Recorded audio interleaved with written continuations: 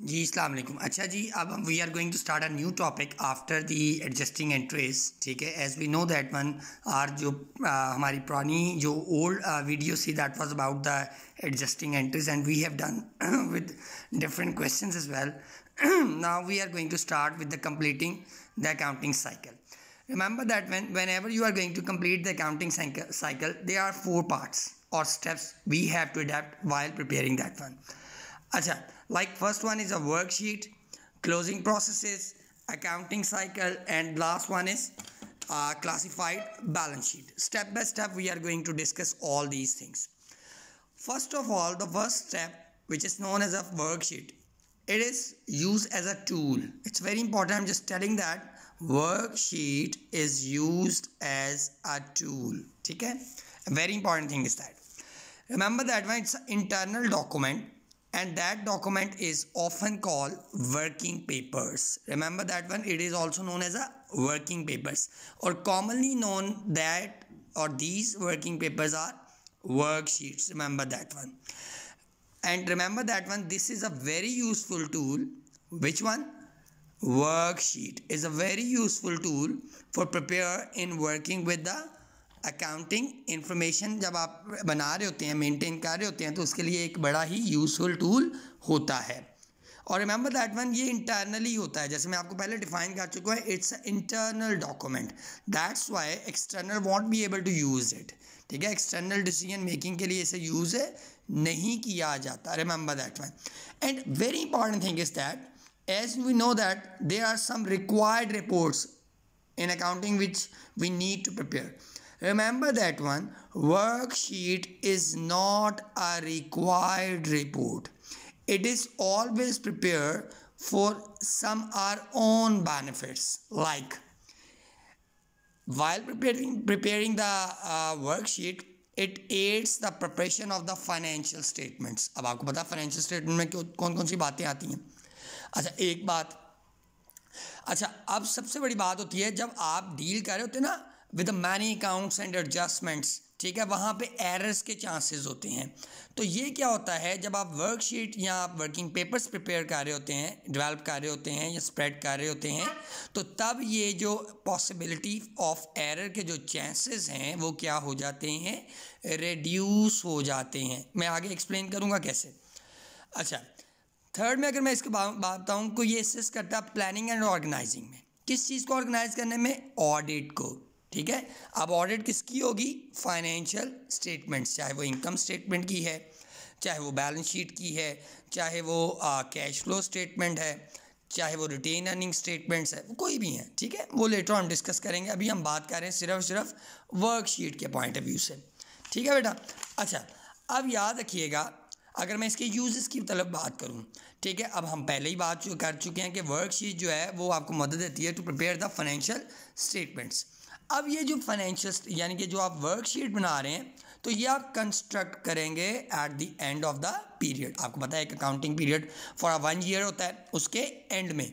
अब एंड में कहाँ? Before the adjustment processes. ये बात आपने जहन में रखनी है कि वर्कशीट आप प्रिपेयर करेंगे एडजस्टमेंट प्रोसेस से पहले, चाहे वो eight the end of the period है, लेकिन आपने इसको प्रिपेयर करना है एडजस्टमेंट प्रोसेस से पहले.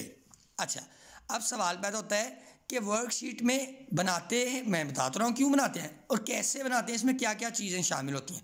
It includes list of accounts. ठीक है, अब इन अकाउंट्स के बैलेंसेस, इनसे रिलेट की गई जो एडजस्टमेंट है, और इनकी मदद से आप स्टोरिंग करते हैं इनटू फाइनेंशियल स्टेटमेंट कॉलम्स. याद रखिएगा, जब ये आप कॉलम जनरेट कर रहे होंगे तो याद करिएगा कि ये 2 कॉलम्स होंगे फॉर ईच, यानी कि जो भी आप काम करेंगे उसमें 2 कॉलम्स होंगे. One is about the debit and other one is about the credit. Remember that one. अब इसमें जो आपने कॉलम्स क्रिएट करने हैं, जो जो चीज़ें डेवलप करनी है, उसमें सबसे पहले आपके पास एक अनएडजस्टेड ट्रायल बैलेंस होगा which is usually given.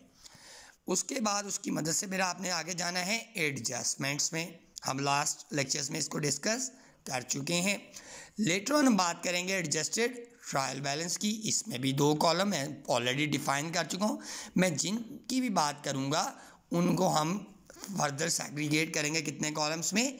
To columns में, one is that for the debit and other one is for the credit, remember that one. Trial balance के बाद we are going to prepare the column for the income statement, और at the end of the worksheet क्या किसका column होगा, balance sheet का। याद रखिएगा इसमें स्टेटमेंट ऑफ ऑनर्स इक्विटी भी इंक्लूड होती है, remember that one. Step by step इसको डिस्कस करेंगे इन सारी बातों को। अच्छा, remember that one while preparing the worksheet, ठीक है, we have to follow 5 important steps. Now we are going to discuss about all these steps now, ठीक है जी।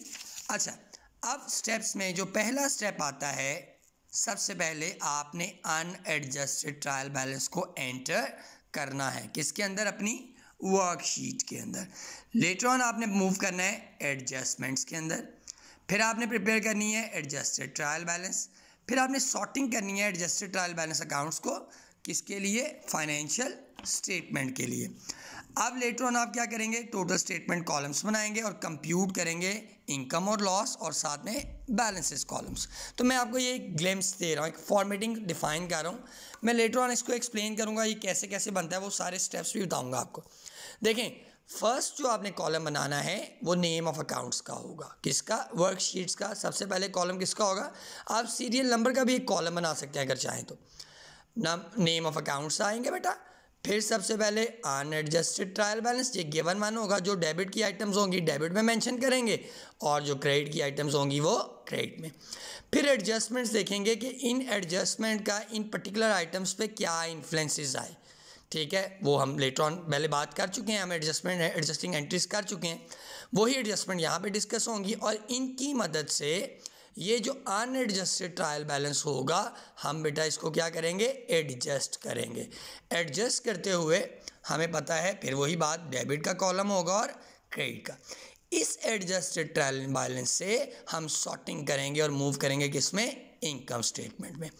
As we know that income statement is always prepared to know about the financial results, and while calculating or preparing the income statements, only income and expenses would be discussed. तो ये बातें यहाँ discuss होंगी, और later on हम sorting करेंगे किसकी, balance sheet की। Balance sheet is always prepared to know about the financial results of any particular organisation.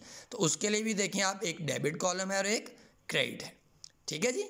Thank you so much बेटा, ज़रा इससे बड़े केयरफुली देखें, और इससे रिलेटेड मैं अभी क्वेश्चंस करूँगा आपसे। Thank you so much.